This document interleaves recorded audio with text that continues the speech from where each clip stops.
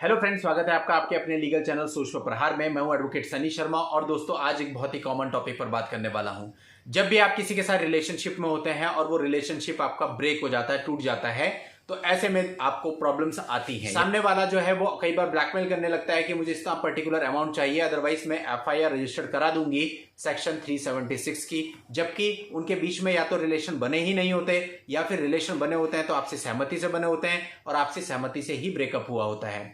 लेकिन इस चीज का बाद में वो गलत फायदा उठाते हैं और ऐसे बहुत से लोग जाल फैला के बैठे हैं। हनी ट्रैप वाले मामले बहुत सारे प्रकाश में आते रहते हैं। तो दोस्तों अगर ऐसा कुछ भी है तो इससे आप कैसे बचें।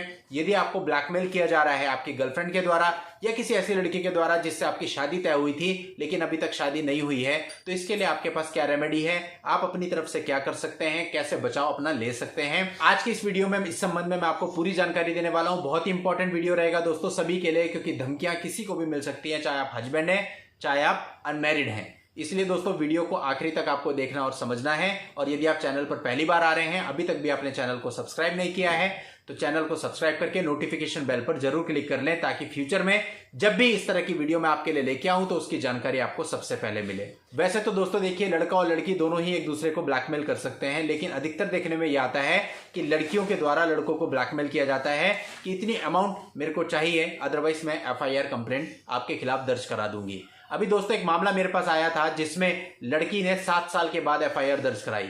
अब आप समझ सकते हैं 7 साल के बाद जेन्युइन एफआईआर तो दर्ज नहीं हुई होगी, क्योंकि यदि घटना 7 साल पहले घटी थी तो उसको तब दर्ज करानी चाहिए थी 7 ईयर्स के बाद। यानी कि उसने कोई डिमांड करी, वो डिमांड फुलफिल नहीं हुई, तो 7 साल के बाद एफआईआर रजिस्टर कराने चली गई और पुलिस ने रजिस्टर कर भी ली। तो दोस्तों इस तरह के मामले बहुत सारे आ रहे हैं, इतने सारे आ रहे हैं कि आप डेटा देखोगे तो आप डर जाओगे कि कितने ज्यादा झूठे केस हो रहे हैं।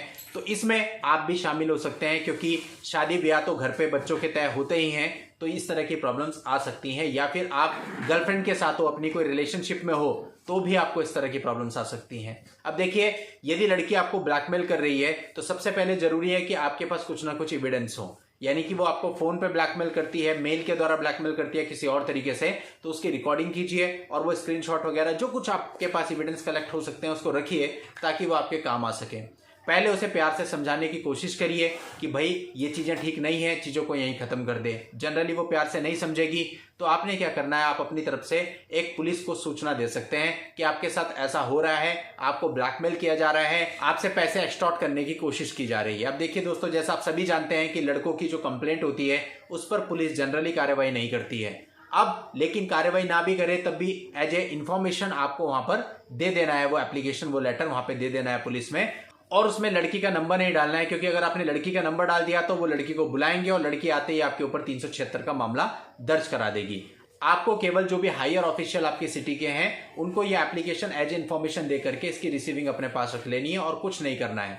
अब दोस्तों अगर ये इस प्रकार की थ्रेटिंग बंद नहीं हो रही है तो आप पुलिस को फिर एक और कंप्लेंट कर सकते हैं, जिसके अंदर आप क्लियरली लिखेंगे कि आपको इस प्रकार की धमकियां दी जा रही हैं और इसके द्वारा दी जा रही हैं। लड़की का नाम भी लिखेंगे और साथ ही ये भी लिख देंगे कि इस लड़की के साथ कई और लोग भी इन्वॉल्व हैं। और हनी ट्रैप शब्द का प्रयोग भी आप कर सकते हैं कि आपको हनी ट्रैप में फंसाया गया है और ये लोग इसमें शामिल हैं, और आप एक एफआईआर उनके खिलाफ दर्ज करवा दीजिए एक्सटॉर्शन की धाराओं में, यानी 384। और यदि लड़की के द्वारा धमकी दी जा रही है कि आपको मुकदमे में फंसा देगी तो 389 भी लग सकता है। और इसके साथ साथ यदि वो आपको डिफेम करने की धमकी दे रही है कि वो जो आपके वीडियो है या उसके पास कोई ऑडियो है वो उसको वायरल कर देगी, तो ऐसे केस में दोस्तों आईटी एक्ट में भी मुकदमा आपको दर्ज कराना चाहिए। और भी दोस्तों कई धाराएं होती हैं, अगर लड़की के साथ कुछ और लोग भी शामिल हैं तो आप 120 भी आपराधिक षड्यंत्र की धारा भी लगवा सकते हैं उन सारे लोगों पर। किसी तरह का आपके साथ फ्रॉड हुआ है तो 420 भी लगवा सकते हैं। और यदि वो आपकी किसी इंफॉर्मेशन को गलत तरीके से यूज कर रही है या धोखे से उसने आपकी कोई चीजें कलेक्ट कर ली हैं तो आप 406 यानी क्रिमिनल ब्रीच ऑफ ट्रस्ट में भी मुकदमा दर्ज करा सकते हैं। अब दोस्तों ये एफआईआर दर्ज होनी हालांकि थोड़ी सी मुश्किल होती है, लेकिन आपको इंश्योर होना पड़ेगा कि किसी भी तरह से आपको ये एफआईआर दर्ज करानी है।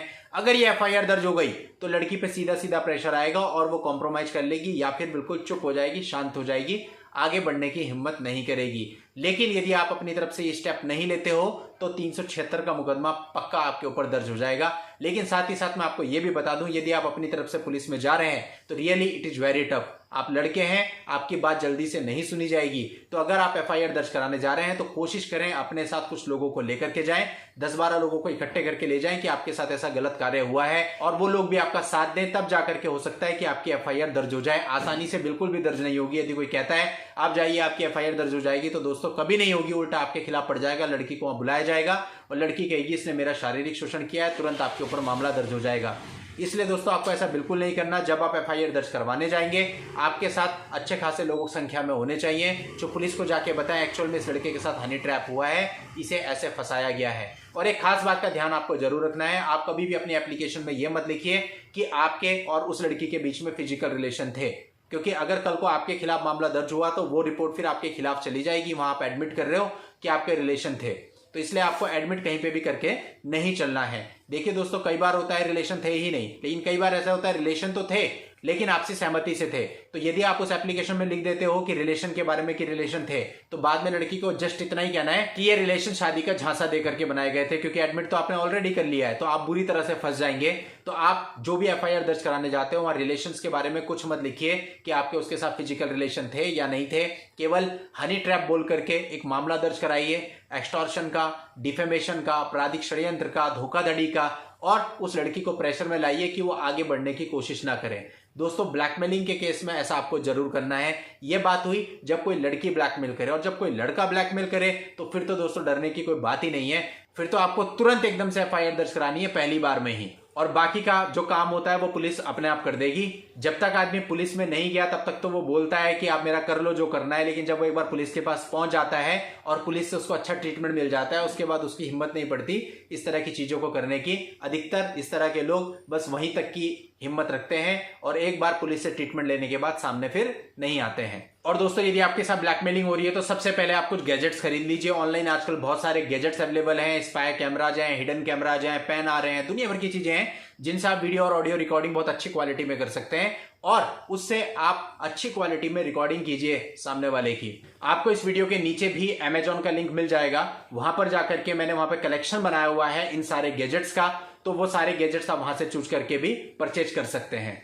तो दोस्तों ये थी मेरी आज की जानकारी। यदि आप अपनी किसी पर्सनल समस्या के लिए मुझसे बात करना चाहते हैं तो उसके लिए इस वीडियो के नीचे डिस्क्रिप्शन में मेरा व्हाट्सएप नंबर दिया हुआ है, उस व्हाट्सएप नंबर पर व्हाट्सएप मैसेज करके आप अपनी अपॉइंटमेंट बुक करके मुझसे बात भी कर सकते हैं और मिल भी सकते हैं।